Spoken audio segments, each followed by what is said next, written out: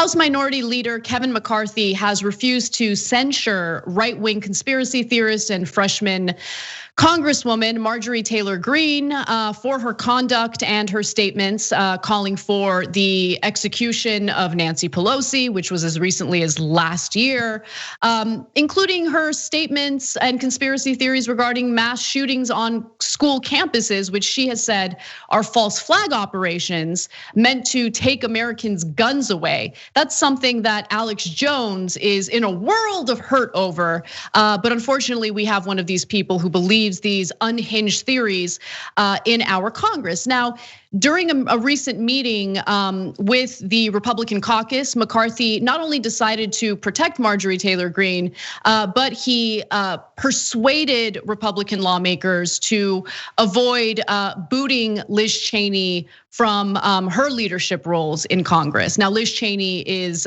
facing a lot of criticism and heat from Republicans because she, for once in her life, did the right thing in voting in favor of impeaching Donald Trump following the Capitol riots. For now, though, let's focus a little bit on what happened with this whole Marjorie Taylor Greene incident. While McCarthy condemned Greene's comments questioning the veracity of school shootings, encouraging political violence and promulgating anti-Semitic falsehoods, he said he would not bow to demands that she be removed from her committees. Instead, he accused Democrats of pursuing a partisan power grab by seeking to control the minority party's internal decision-making. And he also said this, quote, "They chose to do something Congress has never done." Now, censuring her isn't unprecedented. Remember, Ilhan Omar faced censure and, by the way, apologized after she had, I think, unwittingly used a phrase that some felt was an anti-Semitic trope. She apologized, and it's just a completely different situation because Marjorie Taylor Greene has refused to apologize and remains defiant. Now, since McCarthy and the House Democrats decided to go in this direction, that means that Democrats are pursuing a floor vote on stripping Marjorie Taylor Greene of her committee assignments. And as this is taking place, she gave a little statement. We're gonna give you a small snippet of it because I'm not interested in amplifying her disgusting lies. But note how she does not apologize. Watch. I never once said during my entire campaign, QAnon, I never once said any of the things that I am being accused of today during my campaign. I never said any of these things since I have been elected for Congress. These were words of the past, and these things do not represent me. They do not represent my district, and they do not represent my values. And if this Congress is to tolerate members that condone riots that have hurt American people, attacked police officers, occupied federal property, burned businesses and cities, but yet wants to condemn me and crucify me in the public square for words that I said and I regret a few years ago, then I think we're in a real big problem, a very big problem. No, the very big problem is you don't regret those statements. You've continued to repeat those statements, including calling for the execution of your political opponents. She went around following David Hogg, harassing him while indicating that she has, licensed carry, which can be pretty traumatic for a child or a teenager who just witnessed his own peers getting gunned down and slaughtered in front of him during a school shooting. She decided to try to harass Representatives Ilhan Omar and Rashida Tlaib because they weren't swearing in on the Bible because they happen to be Muslim lawmakers who don't believe in the Bible. So why would you force them to swear in on the Bible? I mean, this woman is ridiculous and she has not apologized. That was a very Trump-esque statement. And I want to get your thoughts, Cenk. All right, first of all, one of our members, Chris, just tipped me off to breaking news. Thank you, Chris. The House just voted to remove her from her committee, 218 to 220. I'm sorry, 210, 218 to 210. So, and so the reason why I wanted to let you know that is that it's obviously breaking news, but two, the Republicans stuck with her. So they're all on the Jewish space laser hype train. So Now, look, she wants to soft pedal it, and that's why she said, I kind of regret some of the comments I might have made. And McCarthy says like, oh, the comments she made about Jewish America is not so great, but let's move on. Now, I don't even want to, Ilhan Omar talked about, for specifically about lobbyists, it's all about the Benjamins. Well, it is, that's the job of a lobbyist. It's like saying, hey, for the plumbers, it's all about the plumbing. Oh my God, I can't believe you were bigoted. What are you talking about, right?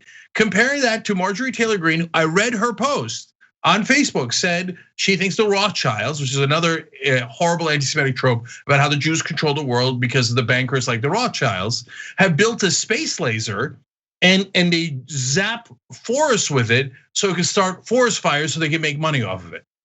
And guys, by the way, you know the QAnon conspiracy about drinking the blood of the children? That's blood libel. It's the oldest anti-Semitic trope there is. It's not new. They've been saying that for centuries. So these people are viciously, and I'm afraid violently, against certain groups of people. And so this is not a light thing. And the entire Republican Party just co-signed on it by saying, yeah, well, Marjorie Taylor Greene, she shouldn't be removed from the Education Committee. From the Education Committee. Are we gonna teach kids about Jewish space lasers? Is that the insanity that the Republican Party just co-signed to? And the answer is yes. Yes, so they just said, nah, we're not sweating it. Remember, I mean, the reason why I agree with Anna in bringing up Ilhan Omar is because remember how the Republicans had crocodile tears, how they pretended like, oh, we are so hurt by this attack against our beloved lobbyist friends. I mean, we think it's anti-Semitic. That's what, yeah, that's right. We're so hurt by the anti-Semitism, but they drink the blood of children. But anyway, but don't touch our beloved lobbyists. Now she says Jewish space lasers, 210 go, yeah, love it. We're here for it. Put her on the Education Committee. So that's the Republican Party. I'll tell you one more thing. It's super important. They did a poll. Every dumbass on media says, "Oh, no, Marjorie Taylor Greene, I mean, she's amazing, horrible, terrible." Okay, that's good. That's good. I like that. And then turns around and goes, and remember, she's a tiny, tiny minority of our beloved, cherished Republicans. Tiny, tiny minority. Fringe. Nope. She has a 38-point lead on Liz Cheney. Liz Cheney's the number 3 leader of the Republicans in the House. The one that everybody on TV bows down to the Cheneys. It doesn't matter if it's Fox News or CNN or MSNBC. Cheneys, oh, start more wars, we love it. So I got no love for Liz Cheney, and I love that the country hates her. But Republicans don't hate her because she's vicious and horrible.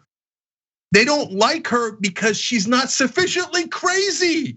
So Marjorie Taylor Greene is crushing Mitch McConnell, the leader of the Republicans in the Senate. She is the majority of the Republican Party, the majority. And so then they asked about the issues just to make sure, because, and I like that they did that, because maybe sometimes people heard, oh, Trump likes Marjorie Taylor Greene, but Mitch McConnell wouldn't steal the election for Trump, etc. So you remove that and you ask just about the issues. So in essence, the radical ideas that Marjorie Taylor Greene has, favored by 3-1 among the Republican voters, 3-1. As opposed to the establishment Republican positions. So we keep telling you, the one thing we're willing to tell you that no one on television will. The core of the problem is the Republican voter. They've lost their minds, and it's Marjorie Taylor Greene is not the bug, she's the feature. And I actually think that this was well played by Democrats, and I think Kevin McCarthy made a political calculation because he knows. I think he's fully aware of what the right-wing electorate represents, what they prefer, and as you mentioned through that poll, there's no question that Republican voters overwhelmingly support what some believed was just a fringe, portion, a fringe part of the Republican Party, but it's not. I mean, this is Representative Marjorie Taylor Greene, Representative Boebert, like these conspiracy theorists represent what the right-wing voters want. And so I was wondering, like, why would Kevin McCarthy want to, if he just censured Marjorie Taylor Greene, stripped her of her committee roles on his own, then you don't put Republican lawmakers in the hot seat where they need to literally vote either to strip her of her committee assignments or not. And then I realized they don't care. I mean, they're not worried about voting in favor of her. They know that that's what their constituents want. But I do think this is well played by Democrats because really at this point, I mean, the country is definitely polarized, but I think Democrats are certainly gonna use this as part of their campaigning because God forbid they ever actually focus on economic issues that impact people's lives. They gotta focus on the culture wars and cultural issues instead. So they're gonna use this for their campaigning in order to appeal to some of the independent voters that are gonna be turned off by the Lauren Boeberts and Marjorie Taylor Greenes of the world. So I want to do a small but important correction. So the 218 to 220 vote was to rule on the debate to go ahead with the vote on Marjorie Taylor Greene, and that passed. So then they had the actual vote, and then that's where Marjorie Taylor Greene lost, and hence it will be removed from the committees. 230 to 199. So that means 199 Congress people said Marjorie Taylor Greene's insane QAnon conspiracy theories, we're here for it. Can't wait. And Cenk, I also want to read a recent tweet from Marjorie Taylor Greene, just to again emphasize the fact that she's not apologetic at all. She says this, and it's again very Trump-esque. I won't back down, I'll never apologize, and I'll always keep fighting for the people. For me, it's America first. Any elected politician that isn't putting America first, blah, blah, blah, blah, blah. The point here is the first line, I won't back down, I'll never apologize. This is who she is. And this is what the Republican voters want. This is now the identity of the Republican Party, whether Mitch McConnell wants it or not. Sorry, whether Liz Cheney wants it or not. Sorry, this is what they've emboldened. So when Ilhan Omar made a perfectly innocent comment about lobbyists, the Republicans called it all Democrats anti-Semitic, even though they voted against her. The Democrats did for the rest of the time. So now, will the Democrats continue this? My guess is they'll drop it soon. But you know what they should do? They should say the anti-Semitic Republican Party every single time in every single appearance.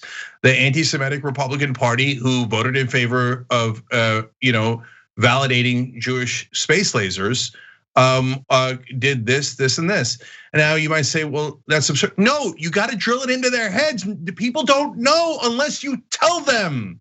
So now the Republicans who voted on it, they know, they read her comments and they co-signed.